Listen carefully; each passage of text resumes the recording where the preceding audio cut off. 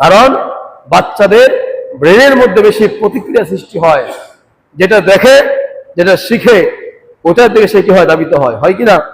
আজকে দেখেন আফসোসের সাথে বলতে হয়, আমাদের মারা, আমাদের বাবারা, আমরাও আমাদের বাচ্চাদের হাতে মোবাইল তুলে দিয়েছি। কি তুলে দিয়েছি?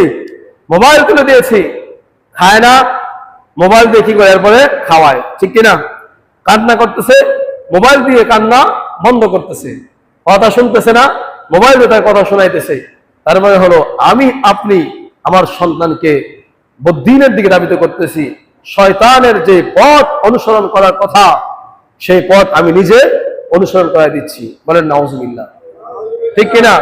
এরপরে কিছুদিন পরে গিয়া যখন একটু বড় হয়, আর কথা শোনে না, তখন গিয়ে পেরেশানিতে পড়ে যায়, হুজুরের কাছে আসে, দৌড়ায় বিভিন্ন জায়গায় যায়, শেষ পর্যন্ত কি করে?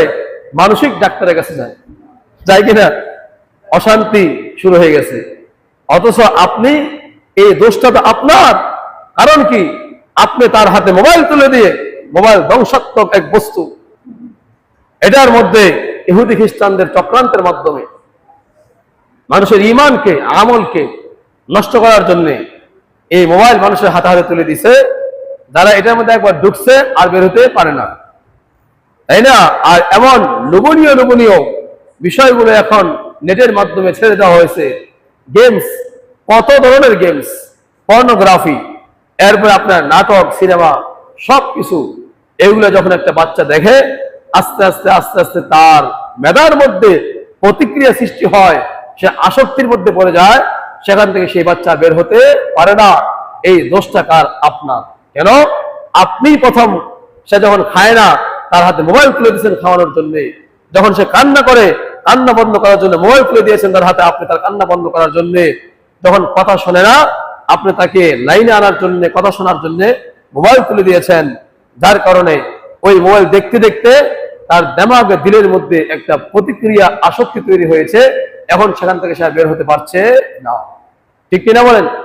এই জন্য আমাদের সমাজে আমাদের সন্তানদের অধপতন, আমাদের পরিবারের অধপতন তৈরি হয়েছে। অথচ কি দরকার ছিল? আপনার ঘরের মধ্যে আপনি কোরআন তেলাওয়াত করবেন, আপনার বাচ্চাটা আপনার সাথে এসে বৈশা কোরআন তেলাওয়াত শুনবে, তার ব্রেনের মধ্যে প্রতিক্রিয়া সৃষ্টি হবে, কোরআন কারীমের তেলাওয়াতের মহাব্বত তৈরি হবে। আপনি যখন জায়নামাজ বিছিয়ে নামাজ পড়বেন, দেখবেন, পরীক্ষা করে দেখেন, আজকে থেকে দেখেন, একদিন, 2 দিন, 3 দিন যখন আপনি আপনার ঘরে নামাজ পড়বেন, আপনার সন্তানটা দৌড়ে এসে আপনার সাথে নামাজ দাঁড়াবে, দাঁড়ায়া সে একবার রুকু দিবে, সেজদা দিবে, উঠবে, দুষ্টামি করবে, ঠিক কিনা বলেন?